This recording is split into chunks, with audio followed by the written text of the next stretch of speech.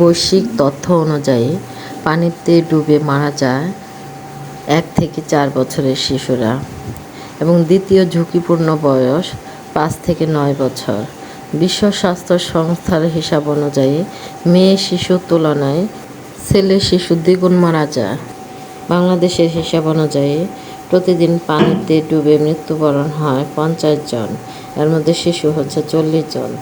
বছরে দেখা গেছে শিশু মারা যায় 14,600 জন।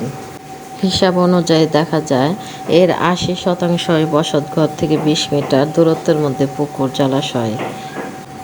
এগুলো কাছে থাকার জন্যই পানিতে ডুবে মৃত্যুর কারণটাই বেশি।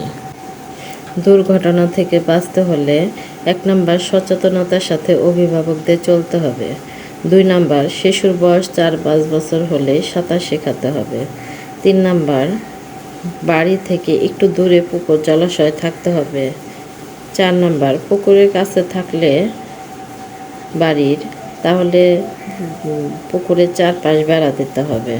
মনে রাখবেন, যে কোনো মূল্যেই সাঁতার শেখাতে হবে শিশুকে।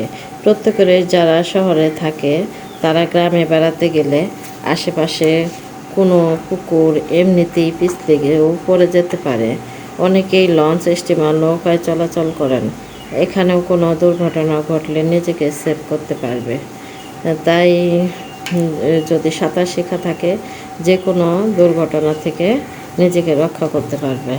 বন্যায় অনেক সময় গ্রাম ও শহরের রাস্তাগুলো, বাড়ি ঘর ডুবে যেতে পারে, তাই সাঁতার শেখাটা সবার জন্য জরুরি।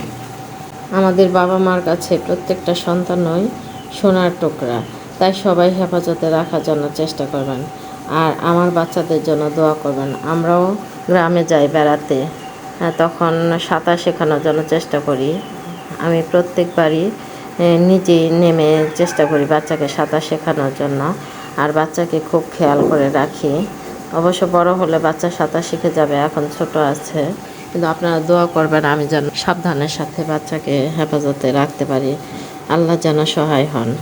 আর আমাদের দেশে মহিলা ও শিশু বিষয়ক মন্ত্রণালয় সমাজভিত্তিক সমন্বিত শিশু যত্ন কেন্দ্রের মাধ্যমে শিশুর প্রারম্ভিক বিকাশ ও সুরক্ষা এবং সাঁতার সুবিধা প্রদান শীর্ষক একটি প্রকল্প হাতে নিয়েছে মহিলা ও শিশু বিষয়ক মন্ত্রণালয়।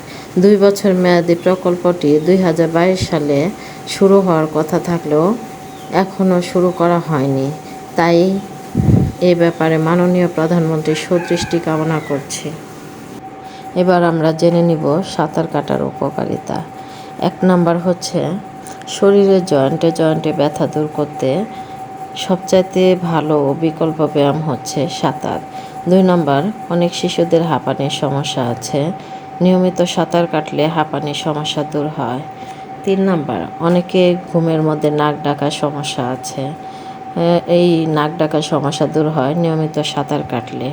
অনেকে ঘুমের মধ্যে মুখ দিয়ে শ্বাস প্রশ্বাস ফেলে, এই নিয়মিত সাঁতার কাটলে মুখ দিয়ে শ্বাস প্রশ্বাস ফেলবে না। 4 নাম্বার যারা নিয়মিত সাঁতার কাটে তারা দ্রুত লম্বা হয়। তাই আমাদের প্রত্যেকেরই উচিত, ছোট বড় প্রত্যেকেরই সাঁতার কাটা প্রতিদিন নিয়মিত। যারা এই সুযোগটা আছে অবশ্যই কাজে লাগাবেন। আর সবাই ভালো থাকবেন, সুস্থ থাকবেন। আল্লাহ হাফেজ।